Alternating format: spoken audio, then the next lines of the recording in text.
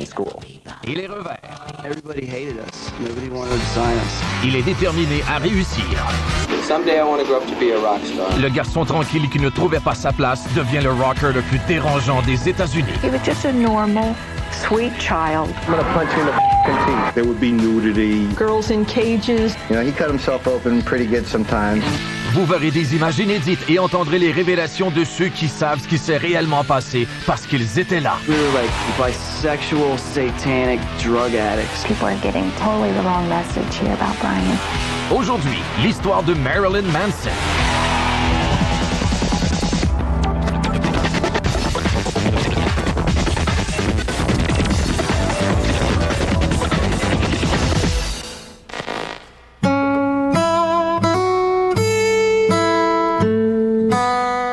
Brian was born in January of 1969. He was a very quiet little boy, a lot like his mother. I think he looks a lot like his father, but I see a lot of his mother's shyness in him. He was the type of child that if you walked into a room and there were a lot of people, he would hide behind his mother and then slowly come out.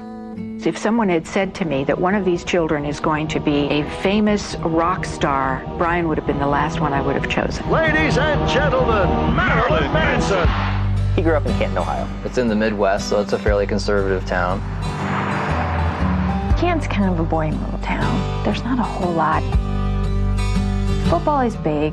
We have the Pro Football Hall of Fame. That's our big claim to fame. When I first met Brian, he was pretty small. Kind of freckly-faced kid, brown hair, pretty scrawny. I know he got made fun of a lot. I guess he was what they call a nerd. Brian and I played Major League Football in 1981 for the Spartans. I was number 28, Brian was number 41. Brian was a receiver. As a receiver, you wouldn't get much action. He never really liked this whole sports thing. Brian didn't really have a lot of friends. He wouldn't leave the house all too often. He stayed at home a lot, watched TV, would draw, would write. His grandpa and grandmother on his mother's side lived right next door to him in the duplex, so he got a lot of attention from his family. He was an only child. So he got pretty much whatever he wanted.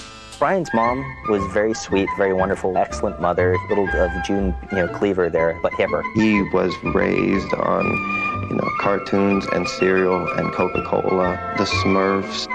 Brian's main motivations were probably just entertainment. We used to create these characters out of clay, but we'd put all of the body parts inside. And our big project then is to operate on them and take all the organs out and change them. And that was a big one for a while.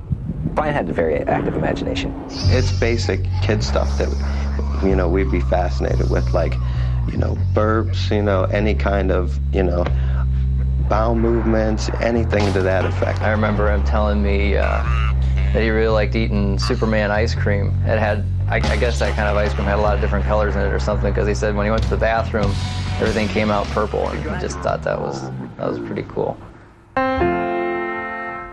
Brian started Heritage Christian in 2nd grade, and he went through the 10th grade. It was a typical parochial school. It was private.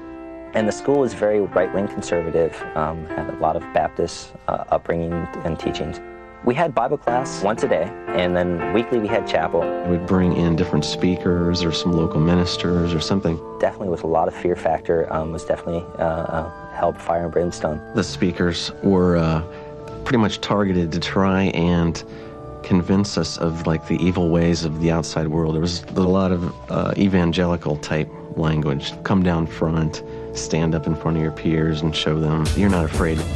Brian has such a thirst for knowledge. He stood out because of his sense of humor and because of his audacity at times. A few times when he would try to participate, bring up a topic in class, he just gets shot down immediately. And I could tell that really bothered him. Brian definitely liked to push people's buttons. He was witty and fun, but always right on the edge of going too far. In his Bible study class, he'd share with me that he'd write 666 and things like that on the book. It's not like he worshiped the devil, but he'd write things on there just to get a rise out of his teachers, and it worked. He'd get reprimanded for it. Well, we were really into Mad Magazine and Cracked Magazine because we loved that sense of humor. And so we decided to do our own magazine and sell it to kids at school who didn't have much access to that kind of stuff. And by the end of the day, he had been called into the principal's office, gotten spanked. He'd never second guess himself. Just incredibly driven as far as if there's something he wants to do, he goes after it. Brian was never into anything halfway. He pushes everything he can to the limit. Dungeons & Dragons was definitely Brian's biggest interest. Everything about Dungeons & Dragons we had to know and devour. We spent, maybe like a week straight one time playing. We took breaks to go home and go to sleep and eat meals, and then we'd come back first thing in the morning and start playing again. His parents, bought him hundreds and hundreds of pewter miniatures, and he would hand paint all of those. He was so creative when we would play. He would always add some spin to it above and beyond what the rules were in the book. We started to get rhetoric coming out of some of the teachers and in chapel about how Dungeons & Dragons could lead to all sorts of depravity. And so that's when there was a really sharp clampdown on some of the activities that the students were doing. We actually had to sign a contract, an agreement, that we wouldn't drink, we wouldn't do drugs, we wouldn't cuss, we wouldn't listen to rock and roll music. And they spent an awful lot of time trying to teach the kids not about religion, but instead about why rock music is going to rot your brain. Yeah, Brian liked hard rock music, so right away he was the devil. We listened to a lot of the larger-than-life bands at that time, Ozzy Osbourne, Black Sabbath, and Judas Priest. He was a huge Kiss fan. His father and mother took him to concerts even. His dad even got dressed up with him a few times in all the makeup. He had every Kiss record, every Kiss makeup kit, radio, you name it. Brian would paint his face up like the members of Kiss and come to the house, and then he'd ask for himself. And we thought that he was one of the members of Kiss asking for him, like he was really important.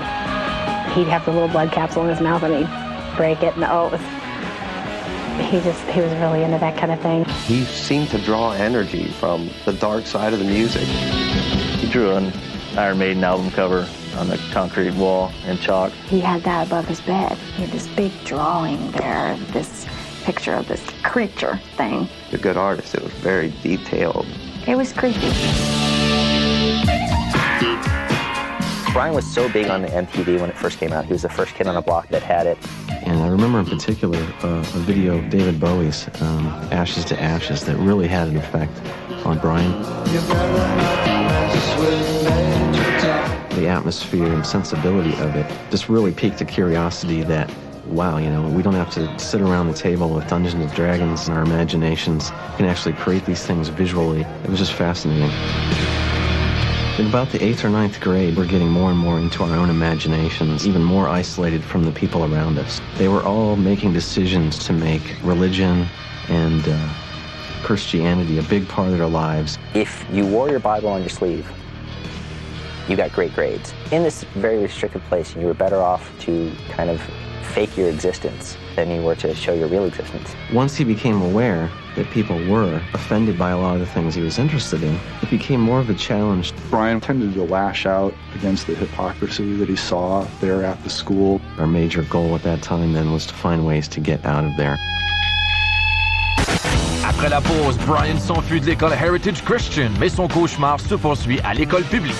I think Brian had trouble relating to the other kids because I think he was more intelligent. Un emploi de journaliste musical enflamme son désir de devenir une vedette rock.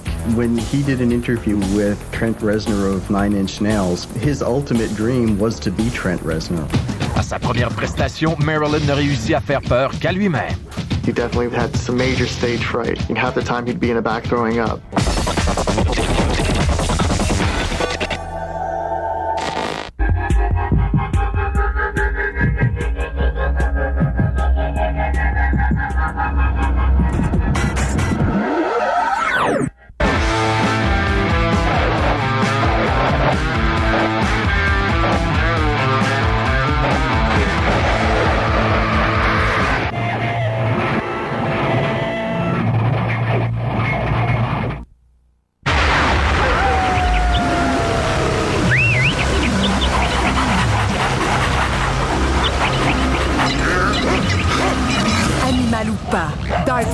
La vraie boisson énergie en exclusivité chez Couche-Tard.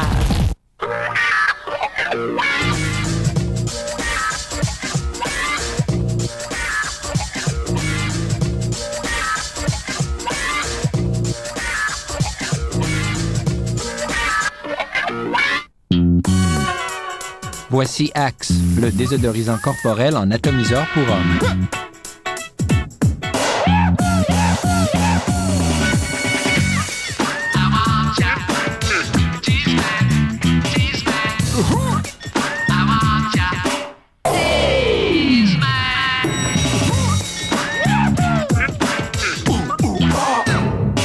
L'effet Axe, le désodorisant corporel en atomiseur Axe. Julien s'en vient. C'est un petit vite. Tâche-toi ma fille. Ah oui, l'Internet. Le contrôle parental du service Internet AOL vous aide à créer en ligne un environnement sûr pour vos enfants. On peut même choisir l'âge. Enfant de 13 à 15 ans, non? Moins de 12 ans. Parfait. Pour aider à façonner l'expérience en ligne des enfants en fonction de leur âge. AOL, branché sur la vie. Allô, Julien. Novembre, un mois de folie et de décadence à Musique Plus. Notre artiste du mois, les Respectables. Voyez leur discographie complète au cimetière des CD. Un profil détaillé à fax. Des capsules hebdomadaires à Info Plus. Et voyez les Respectables en prestation et en entrevue en direct à Musique Plus. L'artiste du mois, une présentation de Pepsi.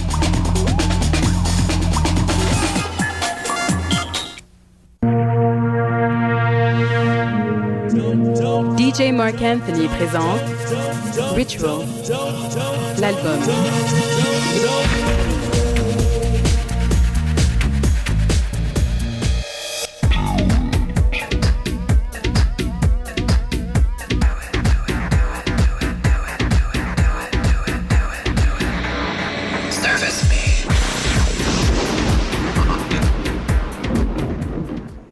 Tous les vendredis, passez 90 minutes avec les clips les plus fracassants. Ils se battent tous pour la première place.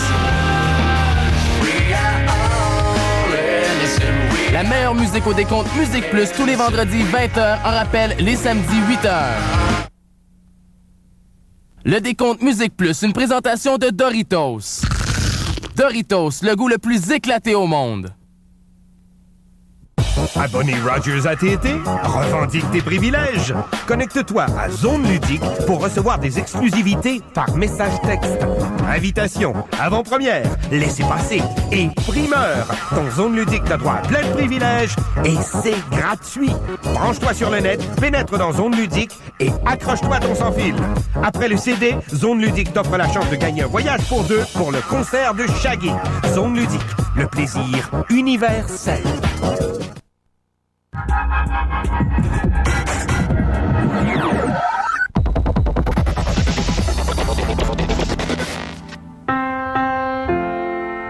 He didn't fit in real well at Heritage Christian School. I remember him many times talking to his parents, like wanting to go to public school. They have to get out of there.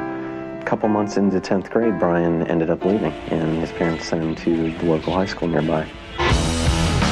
When he came to Glen Oak, he was at a disadvantage because, you know, all the other kids had grown up and had gone through all these classes at all the other schools together.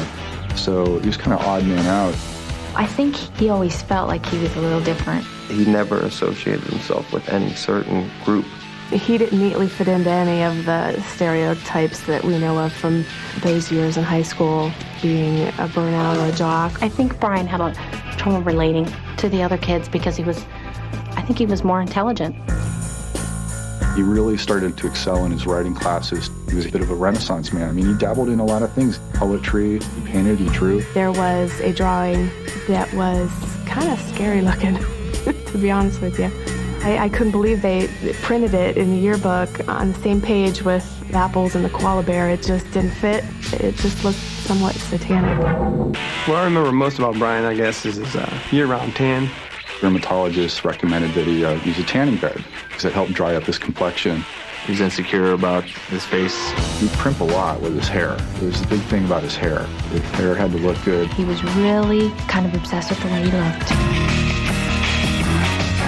His parents were real easygoing. You would go to his house and there was no rules whatsoever. His mom used to take us to the drive-thru and buy us beer. Her opinion was, you're going to get your hands on it anyways. I'd rather that you were supervised while you're drinking than out there getting into trouble and maybe getting arrested by the cops. His parents could let him do whatever he wanted. His dad was pretty comical. Well, Uncle Huey, he's got a warped personality. He'll say anything he can to shock you. Whenever some of our friends would come around and meet Brian's dad for the first time, he always had a trick, perverted question he would ask you. He'd look at you and just say, "So, you ever tasted a better pecker than mine?" Either way you answered, you lost. Anything to shock you. That's kind of the way Brian is. He moved away the summer we graduated from high school. His father got a job offer down in Florida. Everybody knows Ohio's 10 years behind the times. So I think when he got to Florida, he did have a little bit of culture shock. His plans were to go to college there for journalism. He was a good writer. I think a big part of being a good writer is feeling it or having a love for it, and unquestionably he had that. Brian's niche was to write entertainment stories. He really concentrated on the progressive scene in South Florida, all of the local bands. I would have liked him to get more involved with the student newspaper, but I knew that he was writing for one of the local papers.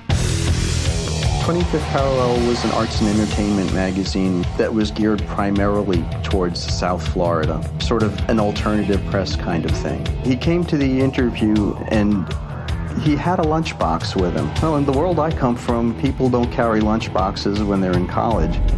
He would come up with these ideas for articles interviewing dominatrixes or waitresses who worked at topless restaurants. He had a real head for that sort of stuff. And as he improved, he moved on to things like celebrity interviews.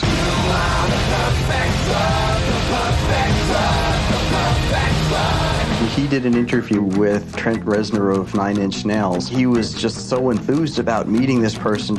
At that time, his ultimate dream was to be Trent Reznor. And he was just so thrilled. Oh, I got along so well with him. Oh, yeah, we're best buddies. And I'm thinking in my mind, you know, I'm willing to bet money that Trent Reznor won't remember you like a week later. He started writing a lot more poetry at that time. It was sort of bleak, unfriendly, humorous with a dark undertone. Punk rock without the sense of humor. They had open mic nights for poetry reading. First time I saw Brian do an open mic, I heard him say, you know, I wrapped our love in foil, and so it wouldn't spoil, but flies will lay their eggs. Pretty heavy. I think that just writing prose and poetry as expressions were not getting him the attention he wanted or expected. Writers don't get instant gratification the way musicians do. That kind of got to him. Let's be honest, you know, poetry is doesn't come in as sexy a package as rock lyrics. The best way to get his attention is to do it within rock. A lot of the bands that he interviewed, they had something that people wanted to talk about. Just kind of realized, hey, I've got as much talent and I've got things I want to say. Why am I on this side of the pencil? I think is what he started asking himself. He came to me and he said, I'm going to start a band. I remember my reaction was, you got to be kidding. He didn't play any instruments and wasn't musically inclined. I was the other half. I was musically inclined. So I needed a partner, basically. We would just talk on the phone and talk about crazy ideas as far as pop culture and serial killers and drugs and Saturday morning cartoons when we were kids. And we just started forming ideas as to like what kind of songs we would write, how we would dress.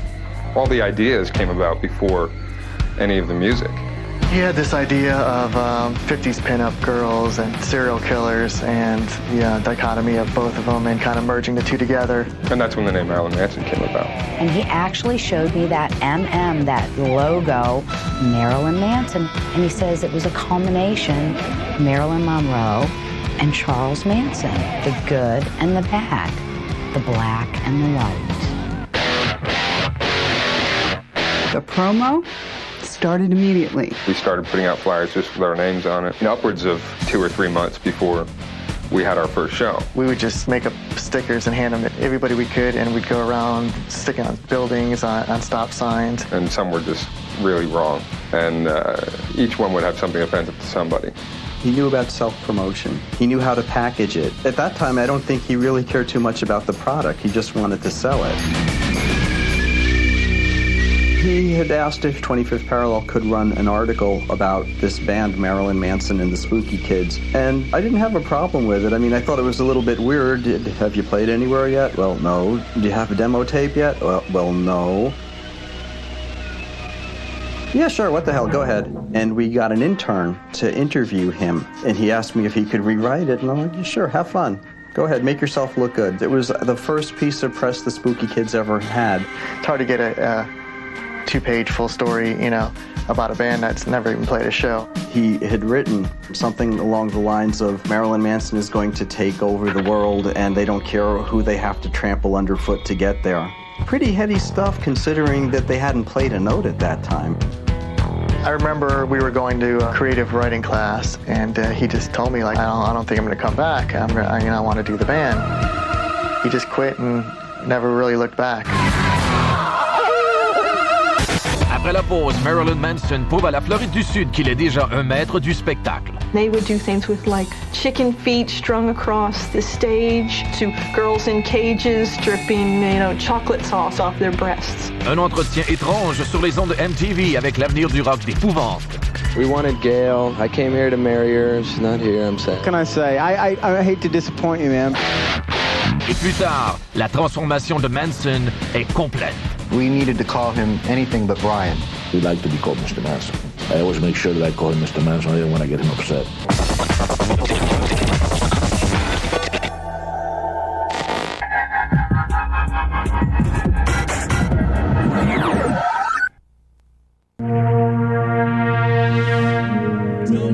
DJ Mark Anthony présente Ritual, l'album.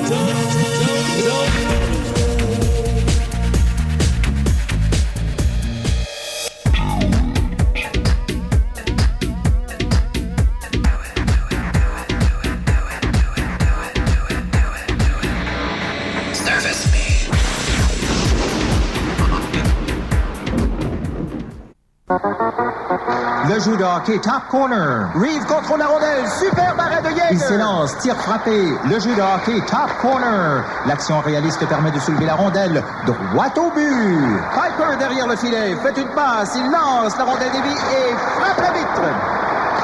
Top Corner. Le contrôle est entre vos mains. De beaux tirs frappés. Smith intercepte. Lance. Et go! Top Corner. Mouvement des plus réalistes. Le jeu de hockey Top Corner. Nouveau de Irwin. Abonné Rogers à TNT? Revendique tes privilèges! Connecte-toi à Zone Ludique pour recevoir des exclusivités par message texte, invitation, avant-première, laissez-passer et primeur. Dans Zone Ludique, t'as droit à plein de privilèges et c'est gratuit. Branche-toi sur le net, pénètre dans Zone Ludique et accroche-toi à ton sans-fil. Le nouvel album de Shaggy, Lucky Day, sera offert aux 1000 premiers membres. Zone Ludique, le plaisir universel.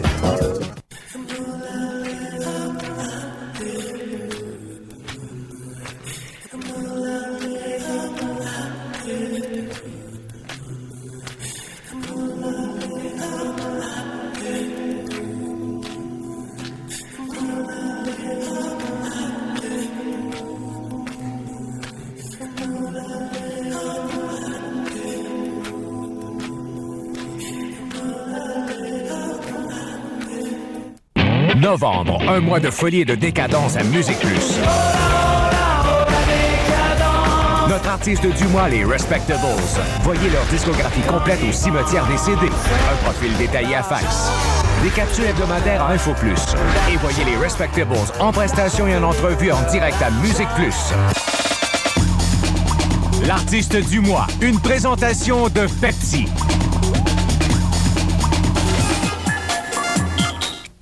Rapprochez vos mains, croisez les doigts, courbez les paumes, pas trop. C'est ça, baissez les pouces. Faites passer le gauche au-dessus du droit et le droit au-dessus du gauche. Répétez le mouvement. Parfait. Vous êtes prêt à télécharger longtemps. Pas du genre à attendre. Téléchargez vite les plus récentes bandes annonces et plus encore. Avec Sympathico haute vitesse de Bell. Abonnez-vous au 310 8 net. Ok, là on tourne de l'autre côté. Mettez plutôt la main sur notre offre comprenant la trousse d'auto-installation, les frais de modèle et le temps d'accès illimité pour seulement 24,95 par mois les 3 premiers mois. C'est ça. un doigt à la fois. Répétez, encore. On a le temps d'abord. Mettez fin à l'attente pour de bon. Abonnez-vous à Sympathico haute vitesse dès maintenant. Composez le 310 8 net. Parfait. On lâche pas. Allez-y, avec Belle.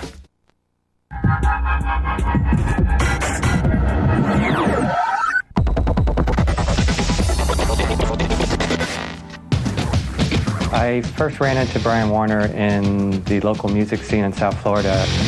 I heard about this crazy new band called Marilyn Manson and the Spooky Kids.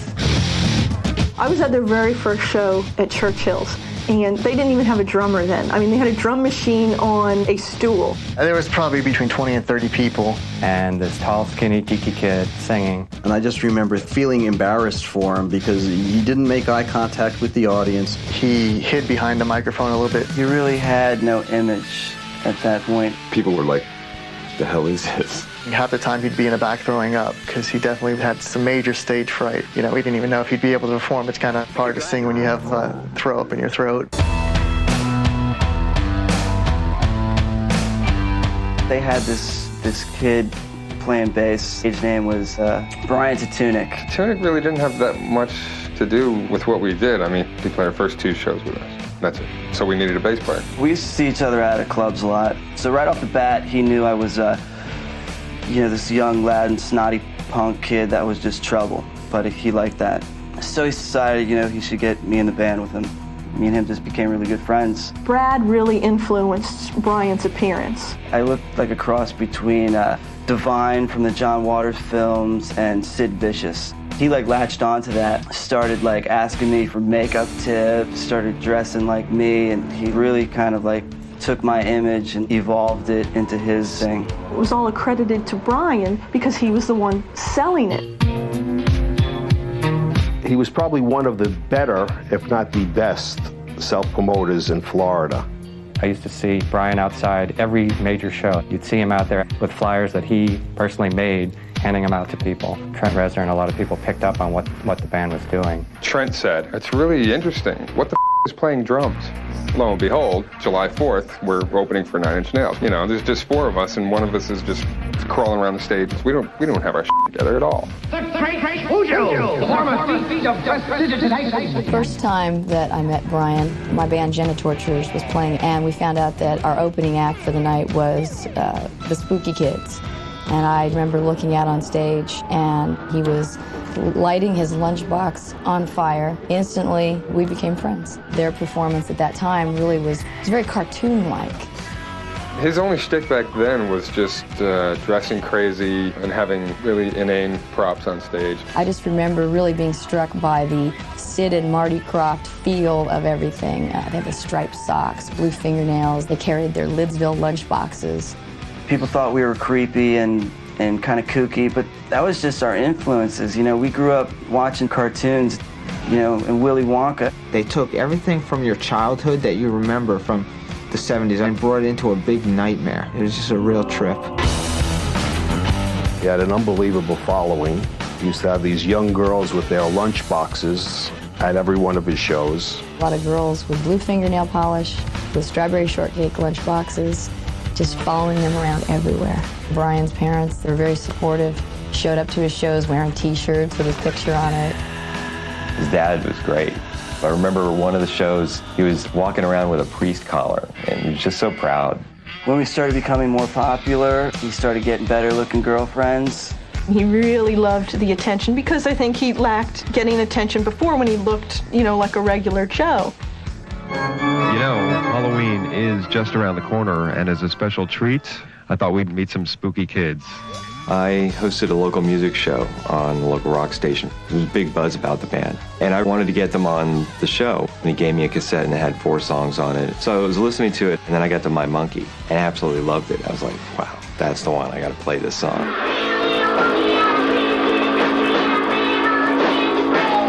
I was kind of waiting for some complaint calls to come in, and I never got one. All I got was, what was that? Who was that? Play that again.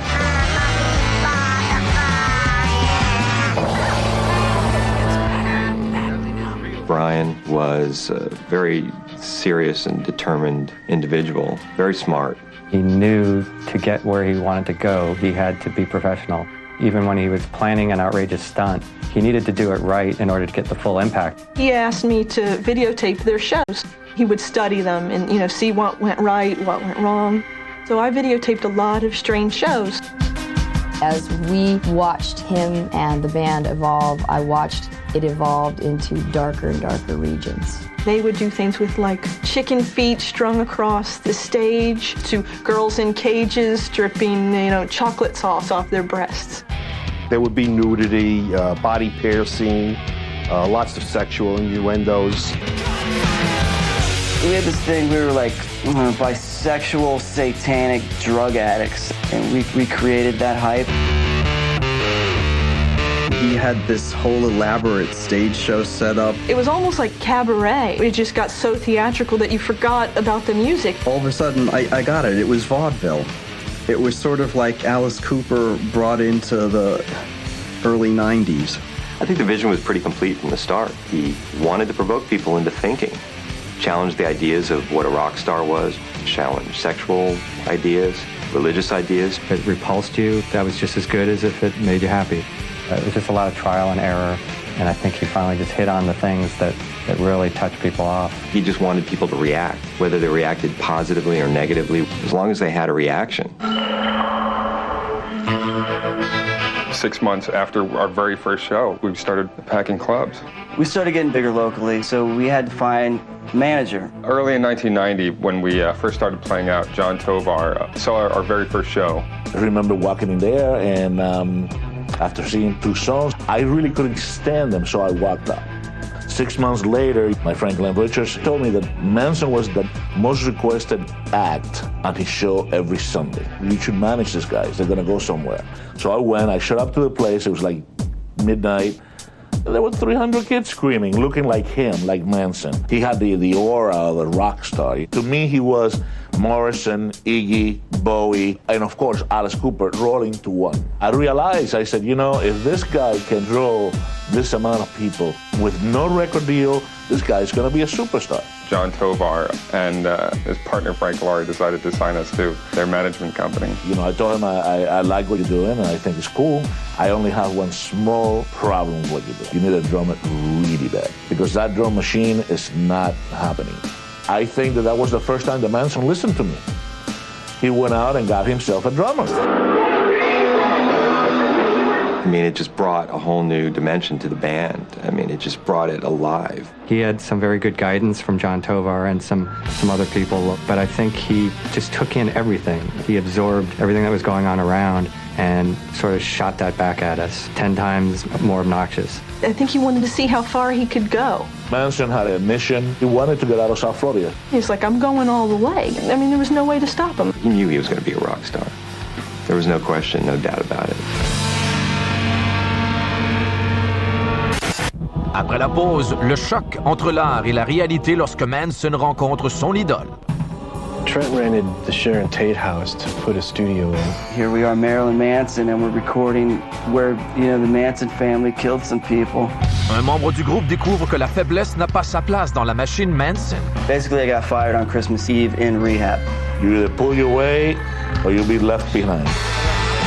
Et une prestation scandaleuse ne récolte pas d'éloges de la part de la police de Jacksonville. Manson had a strap-on dildo as part of his act, and I guess they didn't really like that. They arrested him.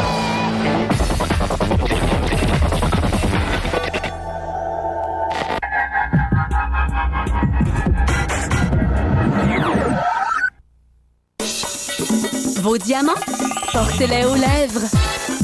Maybelline éblouit les lèvres avec Wet Shine Diamonds. Un rouge à lèvres effet mouillé inondé de brillance diamant. Une formule hydratante au reflet diamant qui produit un effet éblouissant. 12 nouvelles teintes brillantes qui réfléchissent la lumière. Nouveau Wet Shine Diamonds de Maybelline. Pluie de couleurs scintillantes sur vos lèvres. Elle a quelque chose en plus. Maybelline. Vendredi soir, les Insomniaques attaquent les ondes de Musique Plus. Deviens programmateur, ne dors plus, ne baisse plus, écoute ta musique sur nos ondes. Choisis tes 3 clips préférés sur notre site internet ou filme-toi et deviens VJ. Tes choix sur nos ondes. Impossible de dormir. Tous les vendredis à 23h30. Les Insomniaques attaquent Musique Plus. Salut, c'est Stéphanie Leblanc. Tu veux être découverte comme chanteuse et participer au disque et au spectacle Les Divas du Québec le 22 mars prochain? Voici ta chance. Inscris-toi vite au concours Jeune Diva du Québec recherché. Détails dans Filles d'aujourd'hui et chez Archambault. Il y a faire l'amour et faire l'amour au Québec. Seul Durex peut t'aider à faire l'amour comme le Québec sait faire. À voir cet automne. À Musique Plus, la culture, ça rentre dedans. Lundi, box-office, des entrevues exclusives avec les stars du cinéma. Mardi, Spam, les sports les plus extrêmes de la télé. Mercredi, Dollar à Clip, le festival des clips les plus horribles, plates et pourris. Jeudi, Idées Mode, les idées mode pour rester branchés. Cet automne, c'est drôle et chic à Musique Plus. Dans le cadre de l'artiste du mois, Musique Plus te donne la chance d'assister à la prestation des Respectables le jeudi 21 novembre à 20h. Envoie-nous par Internet une question originale que tu aimerais poser aux Respectables. Si ta question est parmi les 5 sélectionnés, tu seras invité à poser ta question en personne. Regarde Info Plus ou visite notre site Internet pour savoir comment gagner des laissez-passer. Fais vite, les places sont limitées. Les critiques adorent le nouveau film du réalisateur de Boogie Nights. 2 fois bravo. Étonnant. Une expérience extraordinaire. Ça, c'est gentil. Adam Sandler, Emily Watson, ivres d'amour. À l'affiche dans certaines villes. Consultez vos journaux.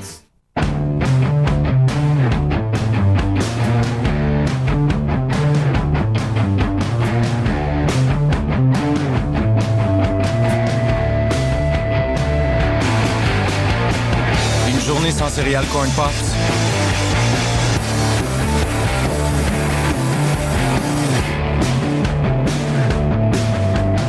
C'est comme une journée sans planche.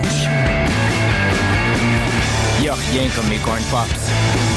Cette soirée-là, on traite, on penche, toi-même tu sais pourquoi. Oui, oui. On finit ensemble, toi et moi. C'est pour ça. On aime tous ces soirées-là. Jusqu'à l'eau, bébé. Pris en flagrant délit de tendresse, encore tout ébloui de promesses. Avoir envie de toi, envie de nous. Pure Dance 2002, mettant en vedette les meilleures chansons de Chauclair et Twee. Un mélange de 19 succès de DJ Sammy, Ian Van Dahl et Missy Elliott. Pure Dance 2002, en vente partout.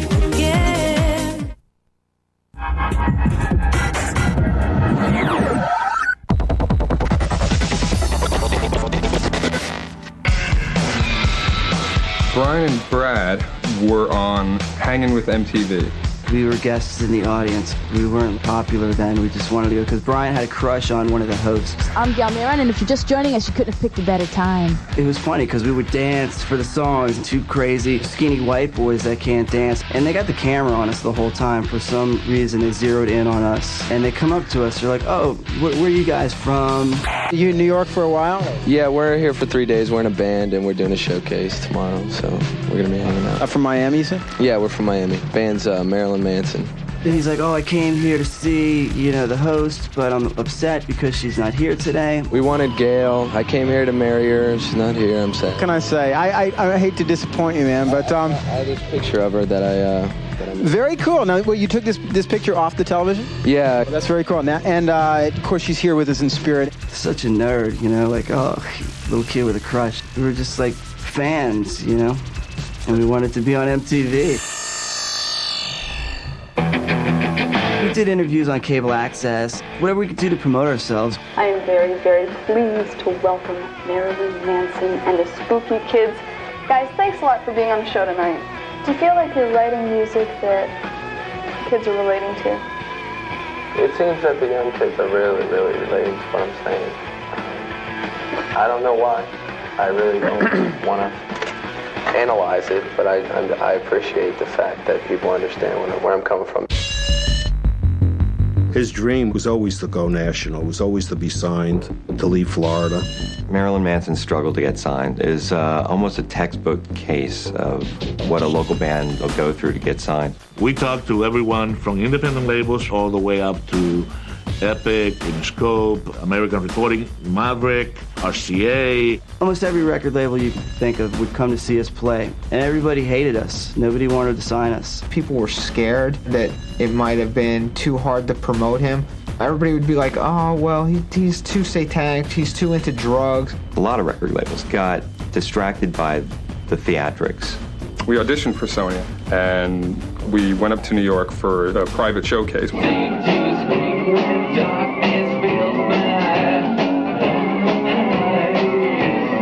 And the A&R guy comes up to us afterwards and said, they really like the band, but they don't like Brian. They think he's too pretentious and phony, so we're gonna pass. When the deal didn't go through with Sony, it was around the same time that Trent Reznor was starting his own record label. I got a phone call from Manson, and he told me Interscope is going to give Trent his own label called Nothing Records, and Trent wants us to be the first signee on the label. Trent decided to sign Brian because he knew he could break that band and make it succeed. We were very happy to be signed, but I could just start to smell politics happening. When we started to deal with the big boys and the labels, they felt that the name was too long. It went from the band that Brian and I put together, which was Marilyn Manson and the Spooky Kids, to just Marilyn Manson. It's the last Marilyn Manson and the Spooky Kids show. Because we're changing our name officially to Marilyn Manson. By dropping the Spooky Kids, then it was Marilyn the persona and Marilyn the band. That's when, in his head, it became his band. Trent flew us out to LA. He rented the Sharon Tate house to put a studio in, and that's where he wanted to put his record together. Here we are, Marilyn Manson, and we're recording where, you know, the Manson family killed some people. Yeah, it was a good vibe going on in there. The album's done, and Brian showed up and said, Interscope's going to drop us if we don't change this, that, and the other thing. Some lyrics that Charles Manson wrote were incorporated in the song.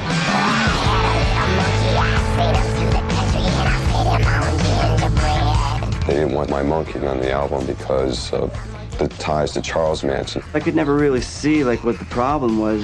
It was all a goof, you know, it's all tongue-in-cheek. I know it upset Brian a lot. He was pretty adamant that he was going to find another distributor if he had to. Thankfully, Trent Reznor really stuck his neck out for us and basically told him, well, you dropped Marilyn Manson, you dropped 9 Inch Nails. Interscope gave in. I guess they saw something in the band, they didn't want to let it go. They were promoting Portrait of American Family when I started working on the fan club. He was going on the road, so he asked me, would you take care of this for me? You know, we're getting some fan letters. I figured just a couple hundred a month, but it turned out to be a couple of hundred letters every other day. Brian took the fan club seriously because he knew that that was going to be his army. It seemed like it became kind of like a cult thing. He loved it. His reaction to it was, great, it's working. I have these people that, you know, want a part of me. I was 5 when I first met him. He was rehearsing right next to my dad's studio. He asked me to be in the Lunchbox video.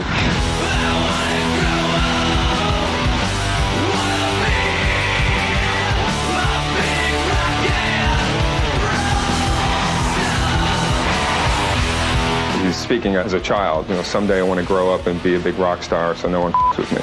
I thought it was pretty cool how he was different, and that's how I wanted to be. He brings something to the misfit kids, and he makes it okay for them to show their own look on life.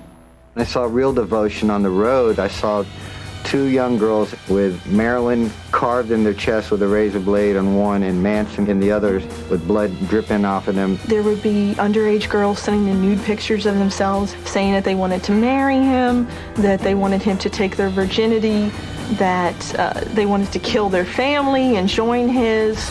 Marilyn Manson's fans started just trying to emulate what he was, so the originality factor went out the window. It was no longer be yourself, it was be Marilyn Manson. When we started getting really weird and creepy fan responses, my first thoughts were maybe we should do something, but then I quickly realized that you're not a therapist, you're a rock band. You can't get that close. Manson generally cares for his fans. And a lot of people have a very, very wrong image of what this guy is about. Look at me, because I'm going to punch you in the teeth. He is very gentle and very kind to people. Brian was smart. He realized at that time that he is Marilyn Manson and Brian Warner. He could separate the two. He didn't have to be Marilyn Manson 24 hours a day like I was doing. I did all the drugs, slept with, whatever, men, women, animals. I was living the image. I was Gidget Geen. Brad overdosed one night after a show, and Brian called me like 8 o'clock in the morning, upset that his friend might die.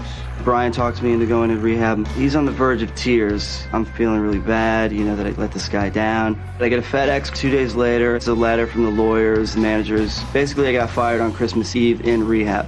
You either pull your weight or you'll be left behind. And unfortunately, didn't live up to Manson's expectations. When Brian had to finally kick Brad out of the band, it was very difficult for him because he really did care about him a lot.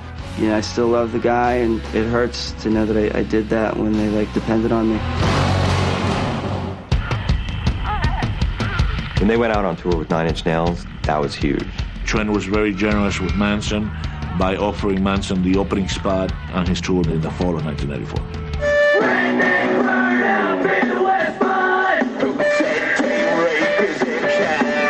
Every show got bigger and bigger and better. And he got more fans. Even the fans that hated him loved him. And Salt Lake City's a great town. Beautiful Mormons out there. I'm in the hotel room and I get a call from management saying they don't want you to play tonight. They feel the band's offensive. The Mormon community doesn't want it. So they did everything to piss off whoever was not letting them play. The cap to it all was Manson actually on stage with 9 Inch Nails ripping up a Mormon Bible. It caused a lot of havoc. I don't even think Manson realized the impact it was going to have. That's the first time I ever saw any protest. What built this band was controversy, and Brian knowing how to use that to his advantage. He was able to figure out that bad press was good press, and by giving people something to talk about or write about, it would make him more popular. God, you're right. We played the Coliseum in Jacksonville. Jacksonville's a very hard-line Christian right town. As Marilyn Manson was playing, the stage was surrounded by police officers, waiting for him to make the wrong move. Manson had a strap-on dildo as part of his act, and I guess they didn't really like that. They arrested him. He got arrested for dropping his drawers and massaging a very large phallus, and I wrote an article about it. I got a phone call, and the first thing I hear is, you better not print my name. That seemed to be like a big deal to him, his name being released for the first time. It would blow the whole image. That was more of a problem than the actual arrest. He made a veiled threat, something about my well-being. It's funny to think that the only time I've really had a death threat was from a guy wearing stockings. Après la pause, lors de sa première tournée comme artiste principal, Marilyn pousse la provocation à l'extrême. He cut himself open pretty good sometimes, and it'd be scary. Et la réalisation de son rêve devient le pire cauchemar des parents.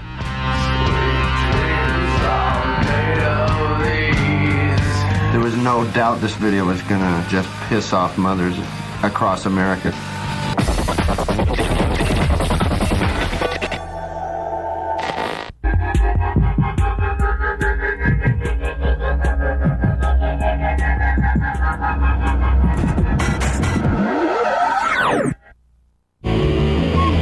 Drôle de VJ, c'est 60 minutes complètement puissantes en compagnie des humoristes les plus fous.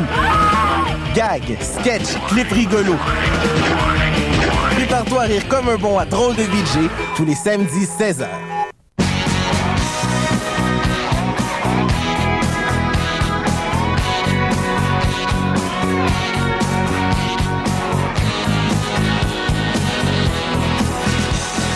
Le marché du travail au Canada et dans les territoires du Nord-Ouest est en constante évolution.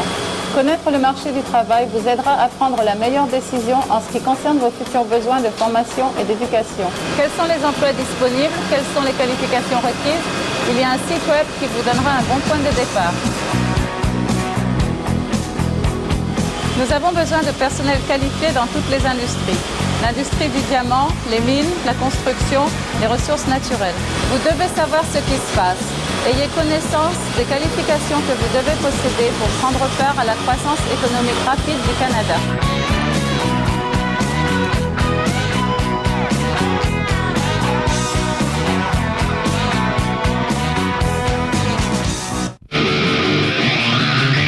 Cette semaine à Spam, Yannick B.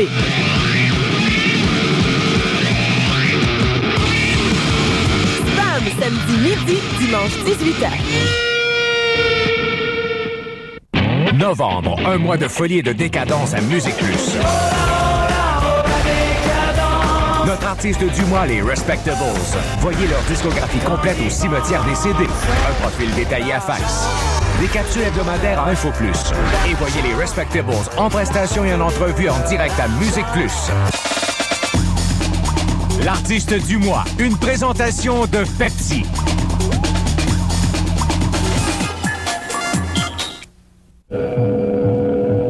À voir cet automne. Prends le contrôle de la programmation du lundi au vendredi dès 16h30. C'est maintenant toi qui décides via le musiqueplus.com. Plus sur commande. top5.musiqueplus.com. Tu choisis, tu votes en ligne et tu vois les résultats dans ta télé. Cet automne, impose tes choix sur Musique Plus. À voir cet automne, l'heure la plus branchée en ville. Tous les soirs dès 19h, branche-toi sur les dernières nouvelles en direct. 19h, Info Plus, entrevue exclusive, nouvelles, musique.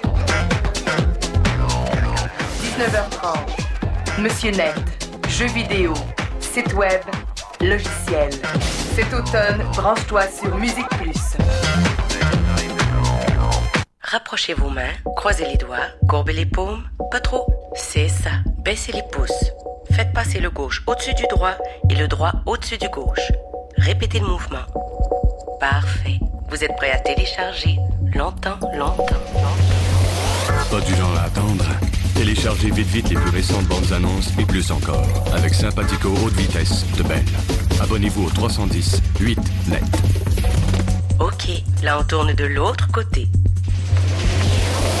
Mettez plutôt la main sur notre offre comprenant la trousse d'auto-installation, les frais de modèle et le temps d'accès illimité pour seulement 24,95 par mois les 3 premiers mois.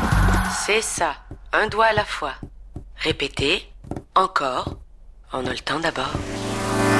Mettez fin à l'attente pour de bon. Abonnez-vous à Sympathico haute vitesse dès maintenant. Composez le 310 8 net. Parfait, on lâche pas. Allez-y, avec Belle.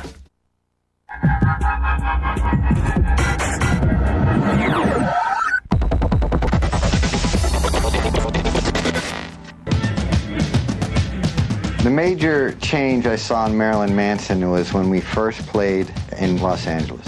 We were the house band at Universal for like a week. And so every night it was basically just a wild party. You just see Perry Farrell, Gene Simmons, Ron Jeremy, Tracy Lords. They just hit it off like they were supposed to be together, and they ended up going out. At a show in LA, you don't need a backstage pass because everyone is important. The song Beautiful People came from that experience. The beautiful people, the beautiful people. He wanted to be a part of that scene, I think. He fit in very well with Los Angeles. He looked me up when he was opening for Nine Inch Nails. You know, and at that point it was already getting a little awkward or weird to have a conversation with him. I mean, how do you relate to someone who's doing what he's doing?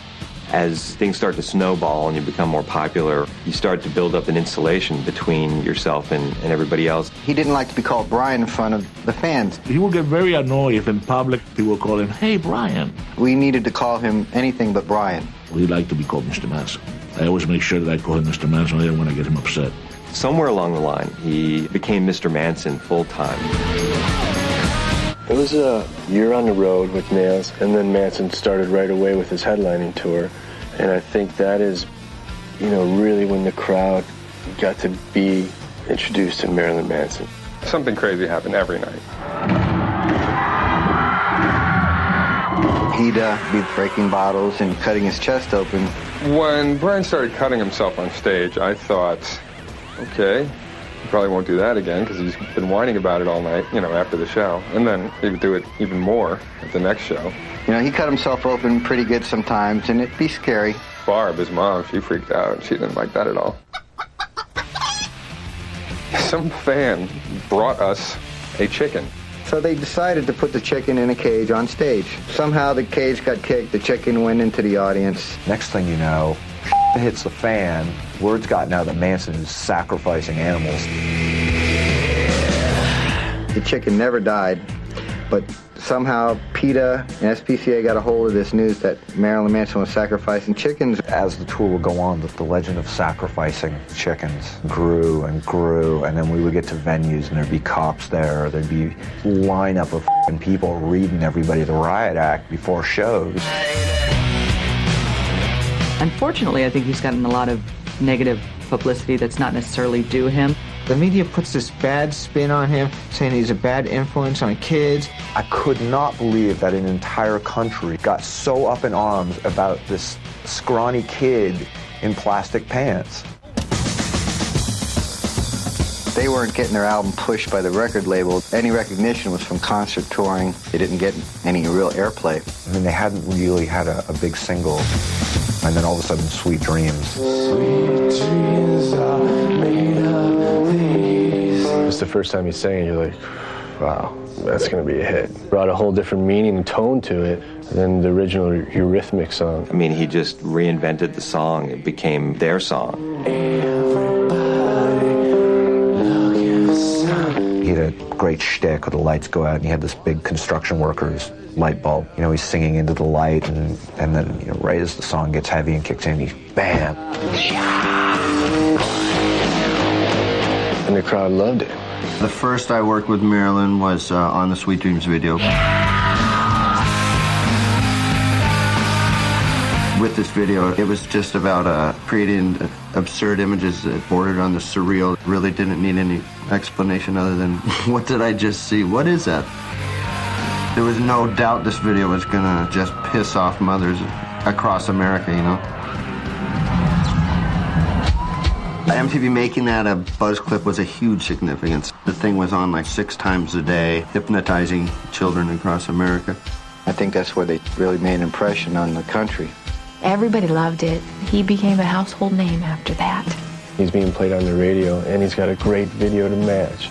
And all of a sudden, boom, there he is everywhere. That was the mainstreaming of, the Marilyn Manson image. Just it blew up like that. In the very beginning, I would say that Marilyn Manson was maybe a repressed personality somewhere deep in the mind of Brian Warner. He wanted to be accepted, but didn't know where to fit in, so he made his own path, basically. Is Marilyn Manson a real person? That's the old question. Is it all an act? No, it's not all an act. It's all real. I mean, Brian doesn't make the separation between being a character on stage and being a person in front of you. He developed the character of Marilyn Manson, and then he became that character. I suppose that Marilyn Manson just took over Brian Warner. Don't know that Brian Warner exists anymore.